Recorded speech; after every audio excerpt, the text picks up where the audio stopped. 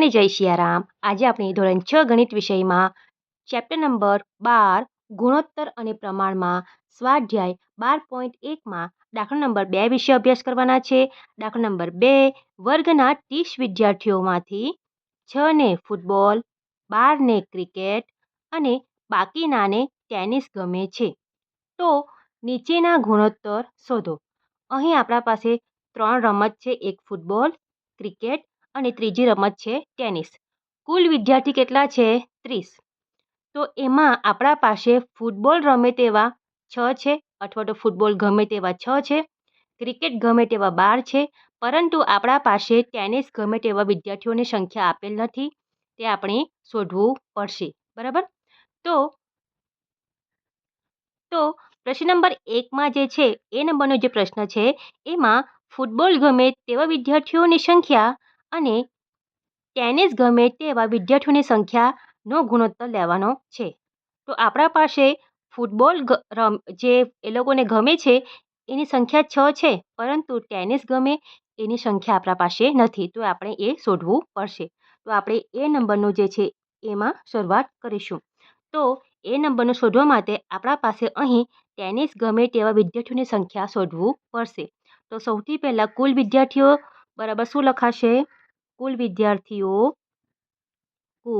વિદ્યાર્થીઓની સંખ્યા બરાબર ફૂટબોલ ગમે તેવા વિદ્યાર્થીઓ, ફૂટબોલ ગમે તેવા વિદ્યાર્થીઓ પ્લસ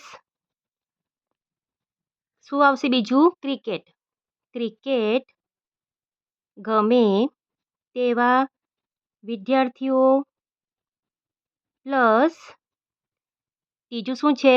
ટેનિસ, ટેનિસ ગમે તેવા વિદ્યાર્થીઓ, બરાબર। તો આ પ્રમાણે 3 રમત છે, એમાં તમે વિદ્યાર્થીઓની સંખ્યા આમ પણ લખી શકો, આપણે થોડું ટૂંકું લખ્યું છે, બરાબર। તો હવે કુલ વિદ્યાર્થીઓની સંખ્યા કેટલી છે? 30 છે, તો લખીશું 30 બરાબર ફૂટબોલ ગમે તેવા કેટલા છે?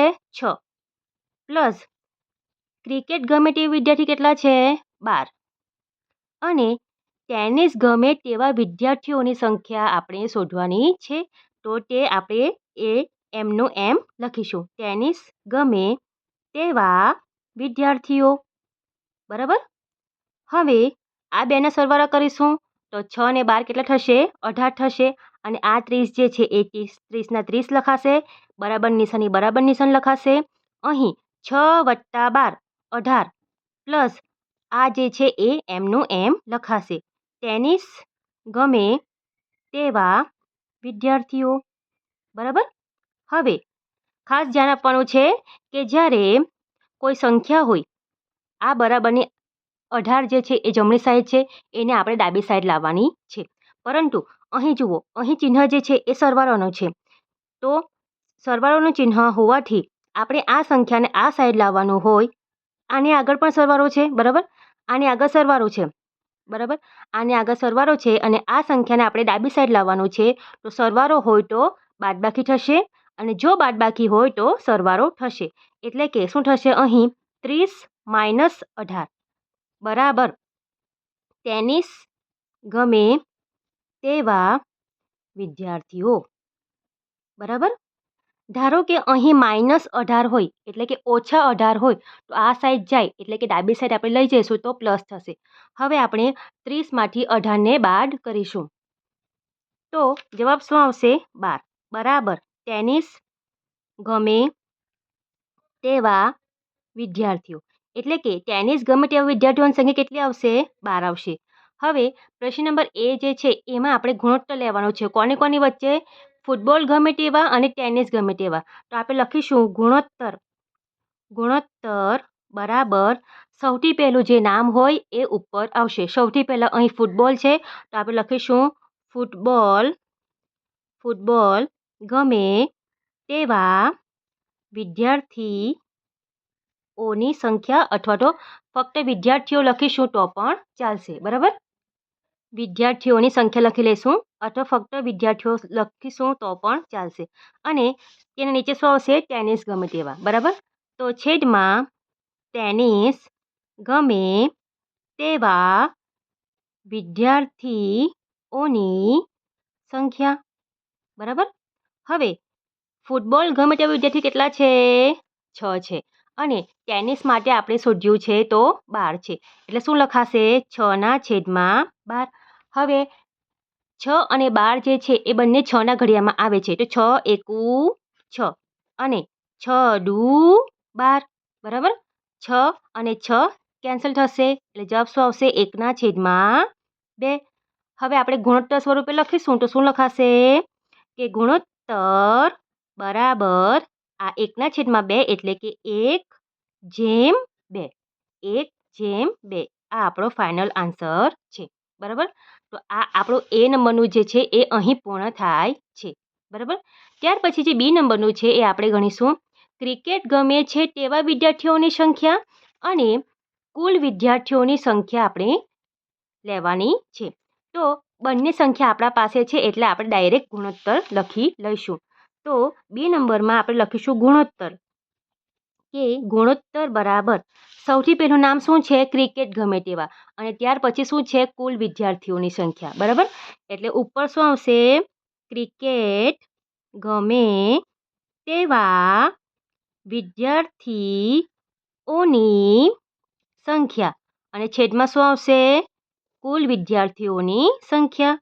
કુલ વિદ્યાર્થીઓની સંખ્યા. બરાબર. તો ક્રિકેટ ગમે તેવા કેટલા છે? ક્રિકેટ ગમે તેવા કેટલા છે? 12 છે. અને કુલ વિદ્યાર્થી કેટલા છે? 30 છે. એટલે શું લખાશે? 12/30. શું લખાશે? 12/30. હવે 12 અને 30 જે છે એ બંને 6ના ઘડિયામાં આવે છે. 6 દુ 12 અને 6×5 = 30. બરાબર. તો 6 અને 6 કેન્સલ થશે. જવાબ શું આવશે? 2/5. 2/5. હવે આપણે એને ગુણોત્તર સ્વરૂપે લખીશું તો શું લખાશે? ગુણોત્તર બરાબર 2/5.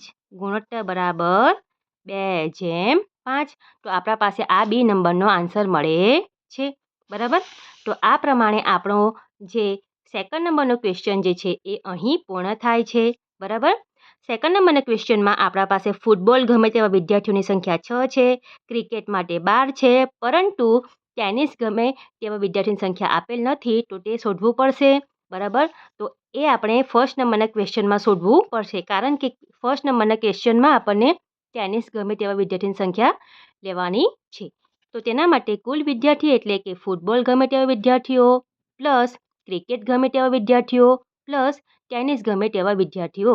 ફૂટબોલ માટે 6 છે, ક્રિકેટ માટે 12 છે, અને ટેનિસ માટે આપણે શોધવાનું છે. બંનેના સરવાળા કરીશું તો આપણને 18 મળશે. 18ની આગળ કઈ નિશાની નથી એટલે પ્લસ કહેવાય, સરવાળો કહેવાય. બરાબર. અને આ સાઈડ લાવવાનું છે, એટલે ડાબી સાઈડ લાવવાનું છે, એટલે બાદબાકીની નિશાની થશે. 30માંથી 18ની બાદબાકી કરીશું તો 12 આવશે. એટલે કે ટેનિસ માટે કેટલા વિદ્યાર્થી આવશે? 12. ત્યાર પછી ફૂટબોલ અને ક્રિકેટ લેવાનું છે. તો ફૂટબોલ પહેલું નામ છે એટલે એ ઉપર આવશે અને ટેનિસ જે છે એ નીચે આવશે. તો ગુણોત્તરમાં ફૂટબોલ જે છે એ ઉપર આવશે અને નીચે આવશે ટેનિસ માટેના વિદ્યાર્થી. તો ફૂટબોલ માટે 6 છે, ટેનિસ માટે આપણે 12 શોધ્યા છે. 6ના ઘડિયામાં 6 આવે છે, 6 એકુ 6, અને 6ના ઘડિયામાં 12 આવે છે, 6 દુ 12. 6 અને 6 કેન્સલ થશે, 1/2 લખાશે, તો 1/2 એનો જવાબ આવશે. ત્યાર પછી બી નંબરમાં જે છે એ ક્રિકેટ ગમે તેવા વિદ્યાર્થી લેવાના છે અને કુલ વિદ્યાર્થી લેવાના છે. તો ક્રિકેટ ગમે જે છે એ ઉપર આવશે અને કુલ વિદ્યાર્થી જે છે એ નીચે આવશે. તો બંનેની સંખ્યા આપણા પાસે છે જ. તો ગુણોત્તર બરાબર ક્રિકેટ ગમે તેવા વિદ્યાર્થીઓની સંખ્યા અને કુલ વિદ્યાર્થીઓની સંખ્યા. ક્રિકેટ ગમે તેવા 12 છે અને કુલ છે 30. 6 દુ 12 અને 6×5 = 30. 6 કેન્સલ એટલે કે 2/5. એટલે જવાબ શું આવશે? 2/5. તો આ પ્રમાણે આપણો દાખલા નંબર 2 પૂર્ણ થાય છે. વિડીયો પસંદ આવ્યો હોય તો વિડીયોને જરૂરથી લાઇક કરજો, મિત્રોમાં શેર કરજો. ચેનલ ઉપર નવા હોય તો ચેનલને જરૂરથી લાઇક કરજો, મિત્રોમાં શેર કરજો, અને મળીએ આપણે આગળના વિડીયોમાં.